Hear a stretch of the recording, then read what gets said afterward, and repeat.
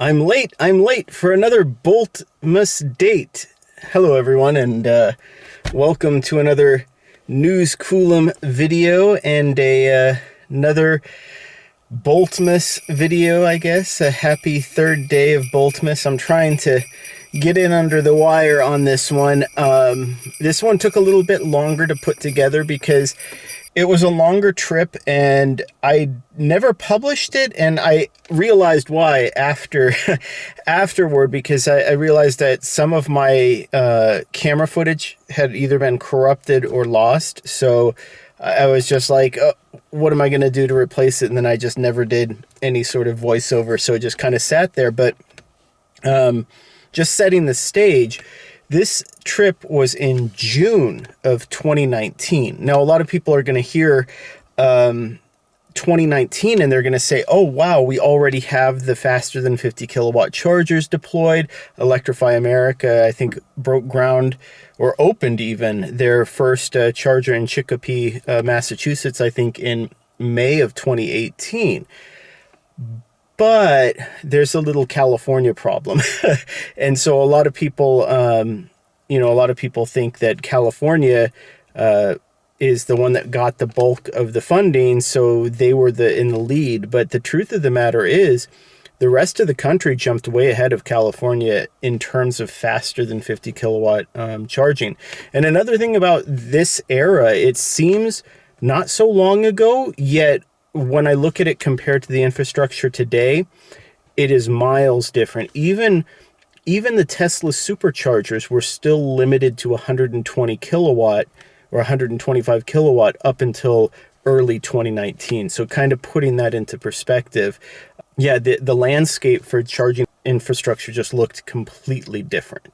So I'll let 2019 Eric introduce you to this third day of Boltmas video. I'm about to head out on a weekend road trip. I'm going to go fishing and camping, and it's about 600 miles. And I've done this trip before, but this isn't an easy trip. It's about a 5,000 foot net elevation increase, and there's going to be about a 15 to 20 mile an hour headwind, which will add to the challenge. And of course, we're still waiting on a lot of the faster than 50 kilowatt charging infrastructure to be put into place. So part of that is going to prevent me from taking the shortest route to get there, but also along the normal route that I take right now, it's still mostly just 50 kilowatt chargers. So that adds a little bit of time, probably at least 20 to 30, maybe 40 minutes longer to the trip. The route will add another 20 to 30 minutes. So this is longer than it should normally take. Yeah, I'm going to head out and hopefully I can beat traffic out of Southern California and get on the road. So now you could probably tell just starting out, I was leaving from work, leaving with a full battery. But even at this point in time, I was aware that this was going to be a challenging trip. But I'll say in retrospect, this was probably the most challenging road trip I ever did in my Bolt EV. And you'll kind of see why that is later.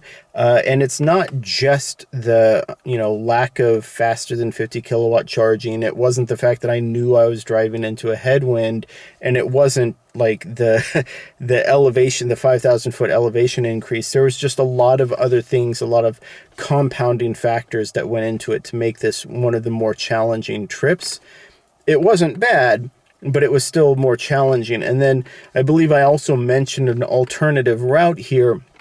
And what I was referring to is Highway 395, going through the Central Valley and then cutting across and going up to Eagle Lake the way that I was going actually adds a minimum of about 45 minutes to an hour to the trip. Even though it's faster roads, you're going out of your way and you're taking a longer route. We're here charging up at Delano, California. I've actually gone past the second step down, so we're only charging at 24 kilowatts right now.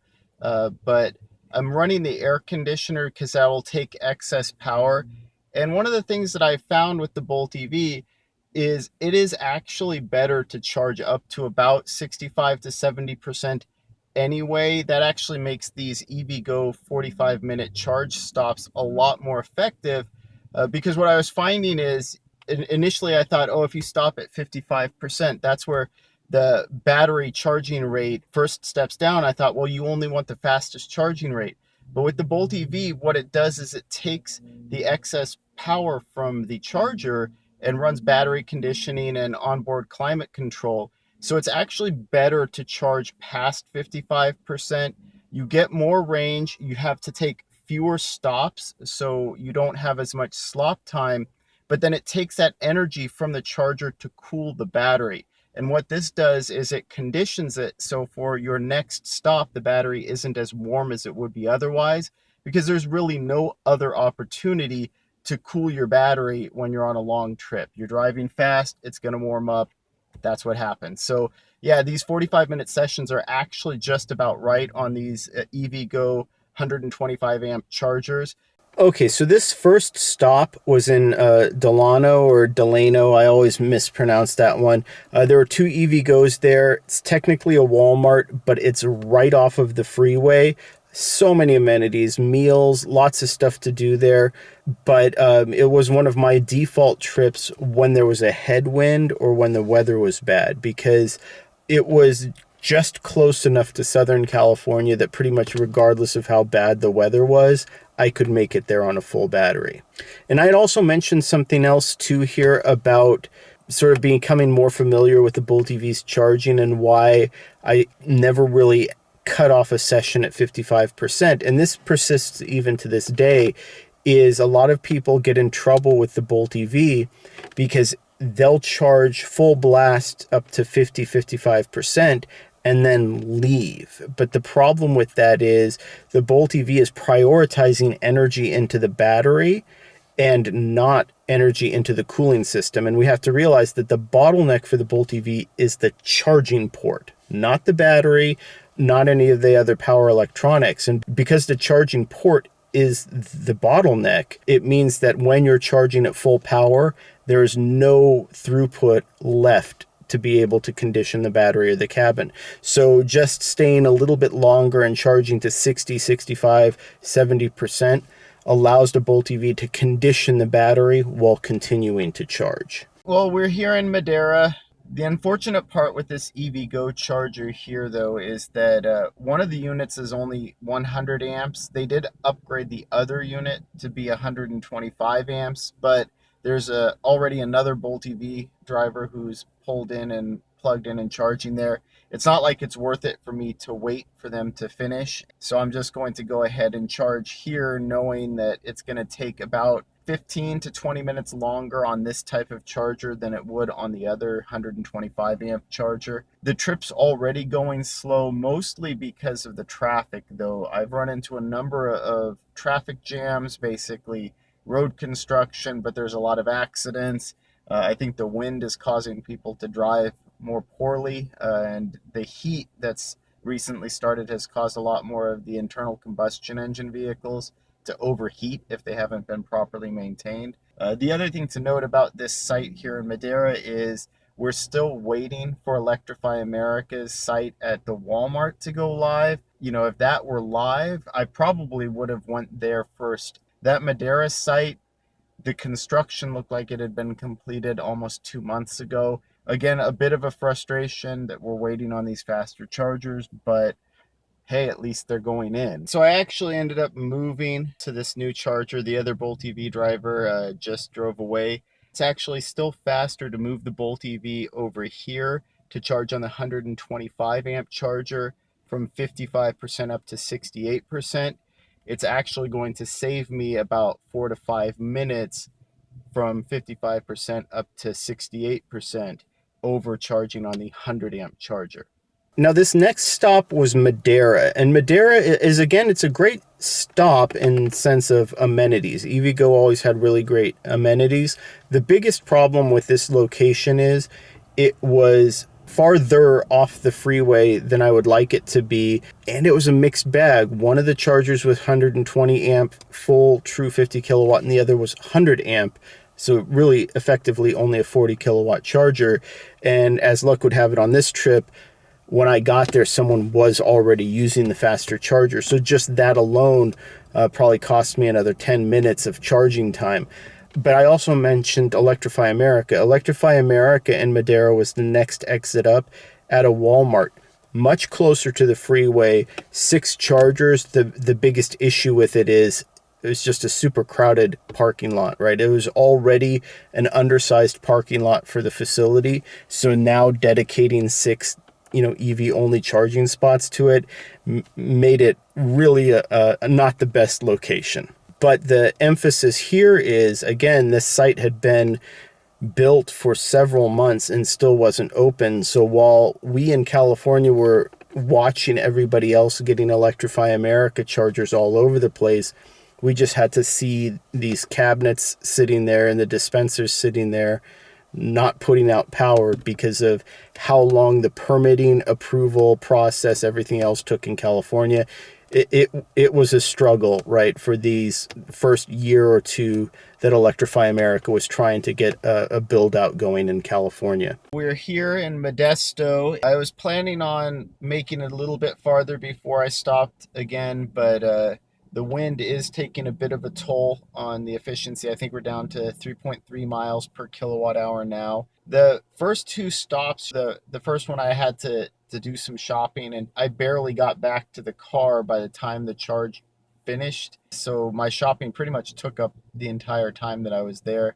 And then, of course, the second stop, I needed to grab lunch. I hadn't really eaten yet today. So this is the first stop that I'm making where the primary purpose is fueling. I still have to use the bathroom and everything else. But, this is the point at which on the journey, you really do wish that your vehicle could charge up to, say, 80% in 15 or 20 minutes. And right now there aren't really any vehicles that can do that as far as electric vehicles are concerned. And I do think that's the sort of hurdle that we need to get over next with this upcoming generation of electric vehicles.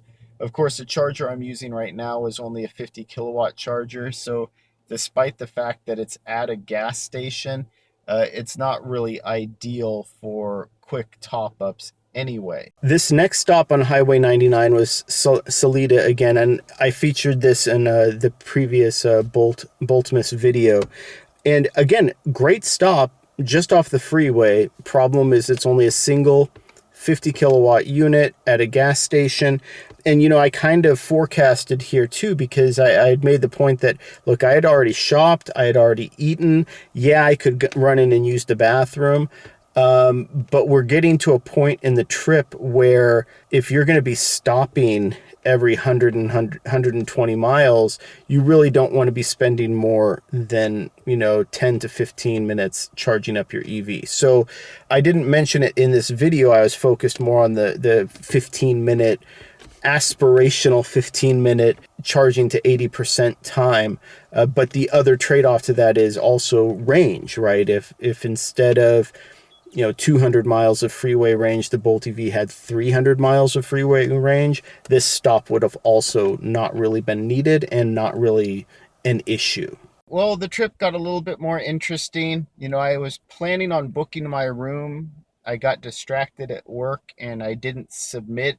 And when I called in, well, it turns out that all of their rooms are booked. So the place that I was going to stay tonight that has a level 2 charger, they're all booked up. The nearby casino that also has a level 2 charger, they're also booked up. So it's going to be interesting. The casino, they could be booked up and still have excess parking spaces, especially the charger.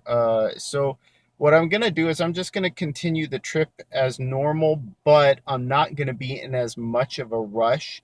So right now I'm finishing up my charge here at this Electrify America station in Sacramento, and even charging up to 70% on a 150 kilowatt charger, it's going to be a lot faster than basically all of the chargers that I have to choose from this point forward, because most of them are what are called the Drive the Arc chargers, which only charge at 100 amps. This stop was the first faster than 50 kilowatt charging stop, and I think maybe the first one that I featured on a Boltmas video. This was the Electrify America at the Cannery in Sacramento. And this has been a station that's been featured by a few different YouTube channels. TFL actually did, like, I think an Audi showcase there. I visited the site, did a site review myself. So it was a nice site, a little bit out of the way, a little bit hard to get to, but I wasn't going to complain. It was the first and only faster than 50 kilowatt charger I'd use on this northbound segment of the trip.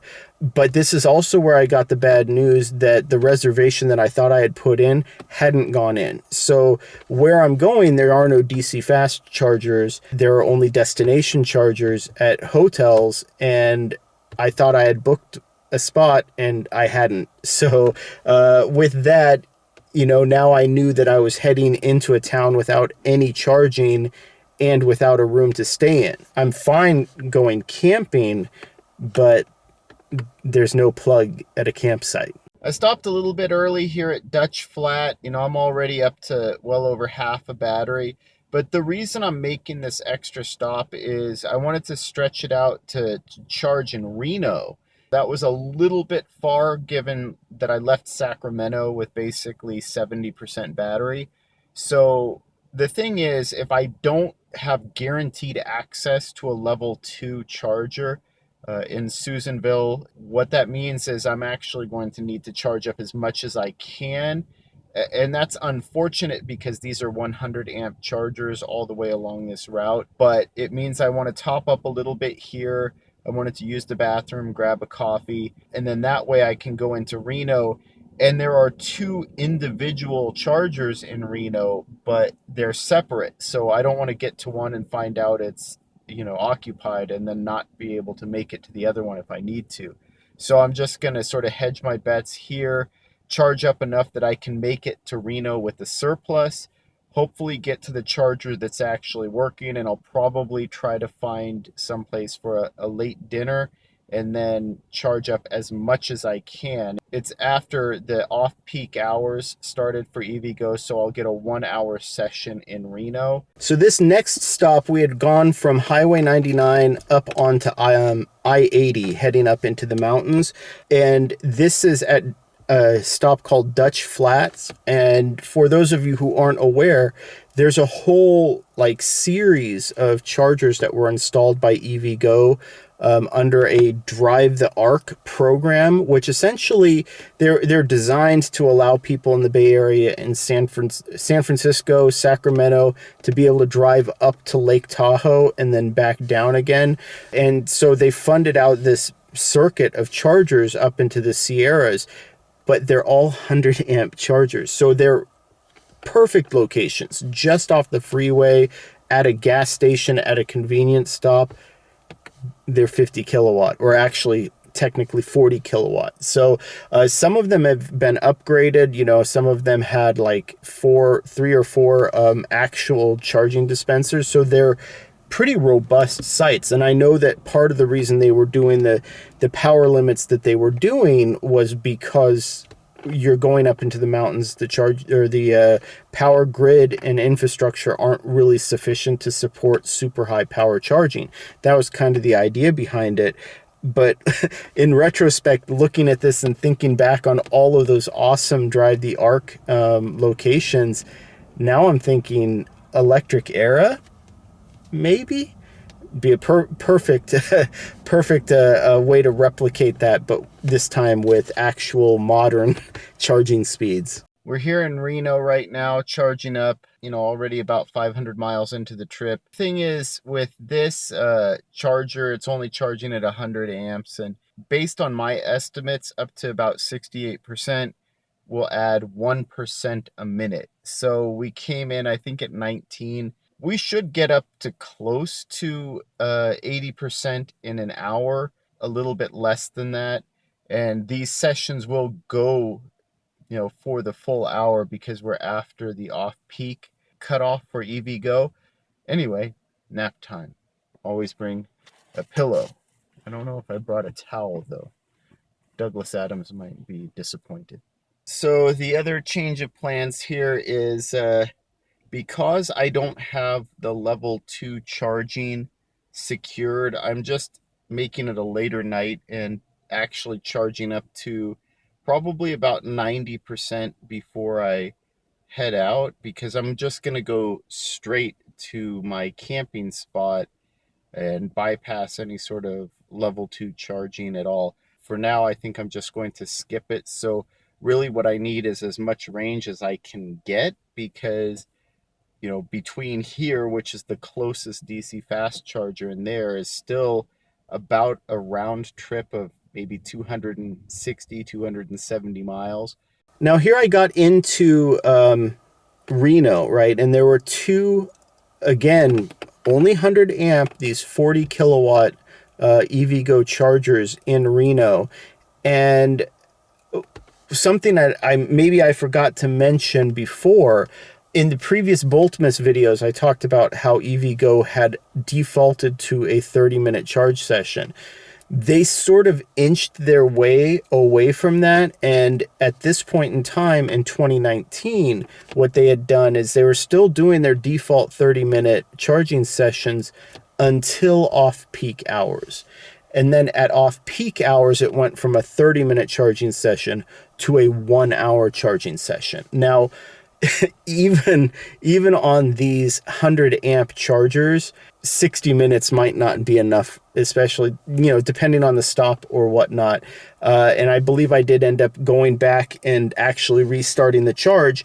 And one of the reasons why I charged up to over 90% on this is this was where I was going into no man's land. Highway 395 north of Reno has no public DC fast chargers. And wouldn't you know it, even to this day, this is the most northern public DC fast charger on Highway 395. This is why I've been so critical of Electrify America, why I've been so critical of CARB, is you have this 300-mile stretch of highway heading through the North State, and scenic, historic landmarks, national parks, all sorts of things, right? Or state parks, national forests, all sorts of things, and no public DC fast charging. And so this is why, and this is also why I get a little bit cantankerous when people tell me that being in California, I don't know what it's like to be in a state like West Virginia, or a state that doesn't have fast charging, because this section of California alone is bigger than a lot of states. And so having zero public fast charging on this route makes it really, really difficult. And so especially when you cannot secure charging at your destination. First morning fishing trip done. Last night I ended up taking a quick cat nap while I level 2 charged at one of the destination chargers. There was no room, so I just took a couple hours to catch some Z's and charge up a little bit. In the town, there are 2 Tesla destination chargers and 2 J1772 chargers at 2 different motels, despite the fact that both parking lots were pretty much near capacity.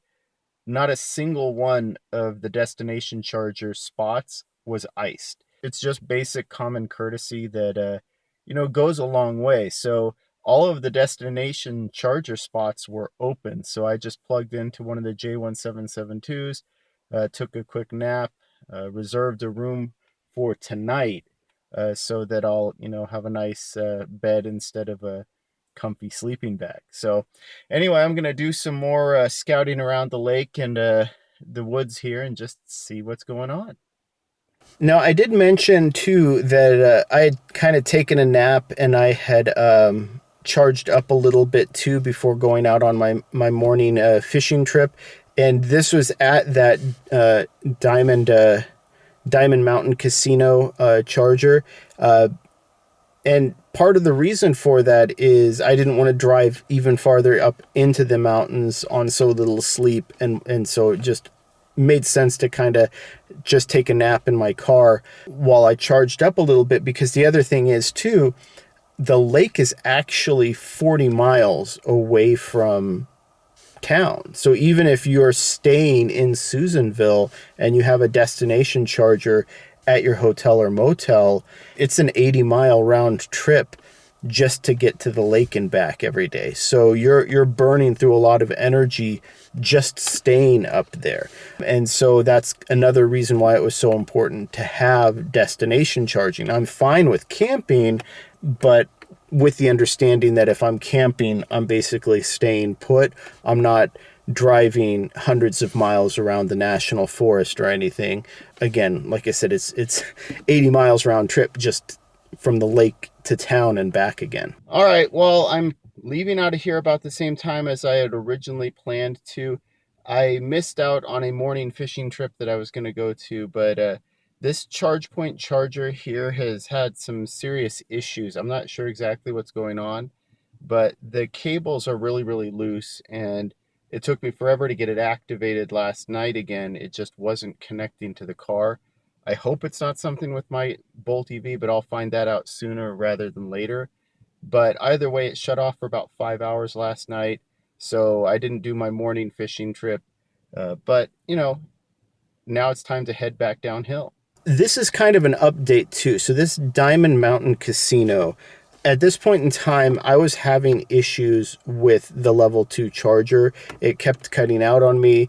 I wanted to make sure that I left with a full charge, and so I ended up having to pass up on my Sunday morning, early morning fishing trip just because my car didn't fully charge overnight.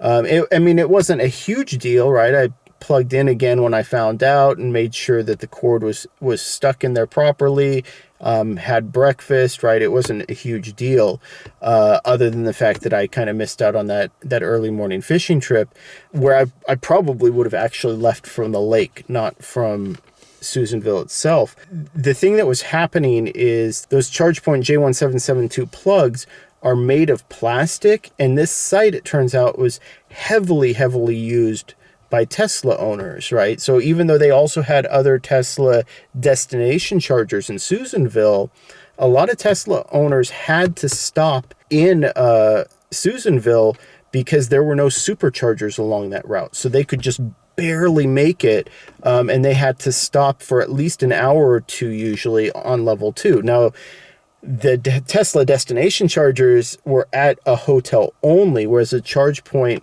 were at basically a casino. So you don't have to rent a room. You can just be using the casino, and you're paying for your charge anyway. But what seems to have happened is the J-adapter and that sort of soft plastic that ChargePoint was using on their J1772, it seems like it was warping and crushing and warping that plastic, so that you plug it in to the charge socket and literally like rattles around, right? It's so far out of spec, and that was a real problem with that charger, especially the fact that ChargePoint was charging so much to use it, even for guests.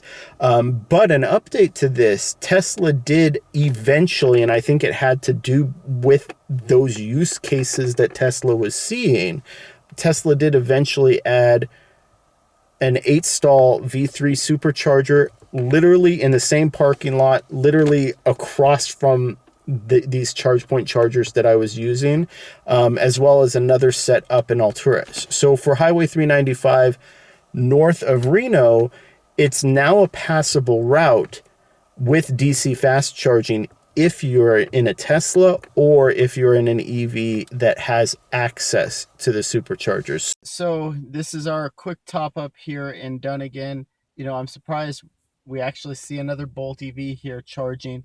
Yeah, I'm just going to charge up to, like I said, probably 65%. I did check the maps, and it looks like, yeah, it's about 100, maybe 125 miles between this charger and Patterson, both off of I-5. So if you're, taking this route, yeah, that's a pretty good spacing, basically. It keeps a car like the Bolt EV in pretty much its fastest charging windows. Same with the Nero EV, Kona Electric. The return trip, you'll see the efficiency just start to bump up. And, at least initially, right, you're coming off of a mountain, 5,000 foot elevation, net elevation decrease. So I arrived at Dunnigan Electrify America with a pretty reasonable amount of battery.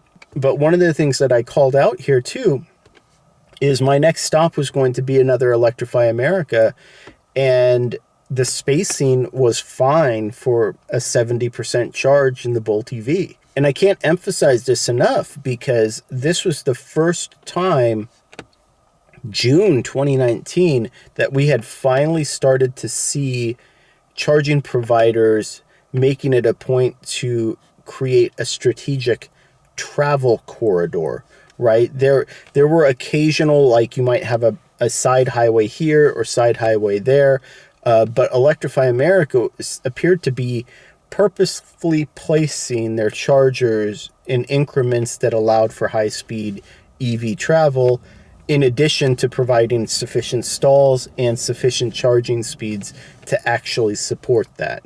All right, now this is where I started to lose my original camera feed, so this will all be kind of voiceover for these sections. But my next stop after Dunnigan was in Patterson. Now, Patterson is a great stop. It's a Ford Charger Electrify America location. It is next to a Walmart, but that shopping plaza has a ton of different things to do. Lots of amenities there. Baskin Robbins, I believe, is there. You have a few different places to eat. So it's not just the Walmart, but I would say that the single biggest detraction from this site is just how far it is off of the freeway. Now, if you're heading north, there is a bit of a shortcut. I believe it is Knights Landing that you exit at. And that actually is the same distance and not too far off in time as to just driving up that section of I-5 freeway. So heading north, it's a fairly convenient stop, except getting back on the freeway again, you're still several blocks off the freeway. And so it's a bit of a bear to get to it. And then the other thing is, too, just a quick note, this is going to be the same exit that other Pilot Flying J EVgo GM Energy Charger that just went into California. That's the same location, only much closer to the freeway. So I'll probably go down there and check that out at some point in time. And speaking of which, on my way out from visiting this Electrify America at Patterson, or using the Electrify America at Patterson, I visited the Pinoche Shell Electrify America site as it was being installed. So those were the first generation Signet chargers behind a fence, and just off the freeway. Great location. And so, yeah, I was very excitedly waiting for that site, and it's since been upgraded with newer hardware, and they added 2 additional charging stalls to it. So it's a really capable site at this point. And here, no, your eyes do not deceive you. These are, in fact, Tritium V-Fill 50 kilowatt chargers with ChargePoint branding. This is actually Coalinga. So again, another great site just off the freeway at a gas station convenience store. Yeah, literally exit the freeway, run over, plug in, get back on the freeway. This is on the other side from Harris Ranch, where there's now that super big supercharger and an Electrify America charger as well, which this side of the freeway, in my opinion, is just far more convenient for travelers. It's easier to get into and out of. There are multiple roads. It's less crowded, right? There's actually, you're not getting gummed up in this basically tourist trap that is Harris Ranch on the other side. So this is a better charging location. It's a better travel location. I would say that the problem with it, though, is the chargers aren't fast enough. Now, ChargePoint has upgraded these original 50 kilowatt Tritium chargers to now being the 62.5 kilowatt CPE 250s, but in my opinion, that's still a little too slow for a travel charger. And my suggestion to ChargePoint, and I think they passed off ownership of these sites. All of these locations along I-5 that they have are super well located, great travel stops. They just need to start replacing these CPE 250 units with their Express Plus units and, updating them to 400, 500 kilowatt split power. And then they're going to see a massive influx in business at these locations simply based on the fact that they're some of the most compelling travel sites on I-5.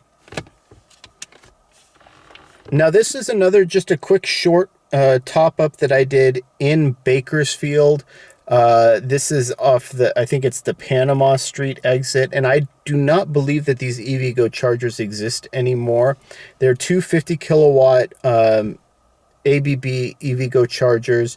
It's technically a Walmart site, just immediately off the freeway, but it's also located pretty close to an In-N-Out. So a great late night stop. You can grab something to eat. You can watch all the cars sitting in a drive-through the entire time it takes you to go pick up your order, eat your food, and finish charging your car. So that's also a nice little bonus. This is at the base of the Tehachapi's, at the base of the Grapevine, right? So you're literally just charging up to get over a 4,000 foot mountain range, about 100 miles into Southern California. So this is a pretty common stop at this point in time. And it's just super convenient, super easy. I'd done it a ton of times and knew that as long as I charged pretty close to 70% battery, I could be in and out, no pun intended, and make it over the mountains, no problem. Of course, even at this point in time in 2019, I was still being asked by people whether the Bolt EV was capable of making it over the Tehachapi's. Yeah. I'm doing a quick top up here at my local DC fast charger just to make sure I have enough energy to get into work comfortably in the morning. The trip back was a lot easier. It took about 13 hours essentially on the nose, despite taking a slower route with several extra stops that had nothing to do with actually charging the car. It took 2 hours less time than heading north. Now, part of that has to do with the elevation change and the wind, and yes, even the slower chargers. Unfortunately, a lot of the EVgo chargers are still 100 amp chargers, which takes away a lot of time in terms of a charging session for the Bolt EV. This trip, despite being, like I said, 13 hours, was actually quite enjoyable. Yeah, there were a few times where I stopped where I would have probably preferred to only stop for about 15 to 20 minutes instead of 30 to 40 minutes. But overall, the trip went exactly as I was expecting it to. Scenic roads, and got to visit a few things on the way back. So all told, like I said, the trip was a success. I'm really disappointed in the ChargePoint destination charger. When you have to pay that much and you're a guest, it's really not a great experience when the charger isn't actually functioning exactly as you expect it to. Something's wrong with the adapters on those charge points. It's almost as though they've been warped out of shape because they don't actually fit the plug anymore. But hopefully ChargePoint and Diamond Mountain Casino can get that rectified, because otherwise it would be a great destination charger. It should probably be comped if you're getting a room, but again, that's on Diamond Mountain Casino to figure out how they want to do that. Otherwise, yeah, it was a fun trip. I would do it over again, maybe a different route, but overall, it was enjoyable. And then this is where I earned some of my EV street cred, because I think people tend to forget that for 4 or 5 years that I've owned and driven the Chevy Bolt EV, I have not had charging at home, right? So when I was in Southern California, the apartment where I was staying, no place to charge. So really what I had was workplace charging. And when that was either shut down for repairs, parking lot shut down or closed for repairs, that sort of thing. I had to, find a way to live with an EV when I didn't have charging at home, and my daily commutes were sometimes as much as 160 miles. This is another example of that, where at the close of this trip, I'm literally just a few miles from home, and I need to go out of my way to plug in at a public charger just to top up enough so that I can make it into work and plug into work charging the next day. And so that's kind of a routine that I had for a while on these trips. And it was nice to have local charging from providers like EVgo. And I had a few different local spots that I could go to. But again, a trip like this would just be far more convenient if you could leave from home with a full charge, and if you could return home with almost no energy left, because you can just plug in. And as I like to say, you never want to have an EV that leaves you stranded at home. Anyway, so I hope you enjoyed this walk down memory lane. Like I said, it's amazing to me because on one hand, 2019 doesn't seem that long ago, yet on the other hand, I look at where we were in June of 2019 compared to where we are now, and it is a night and day difference. The capabilities of the EVs have improved tremendously.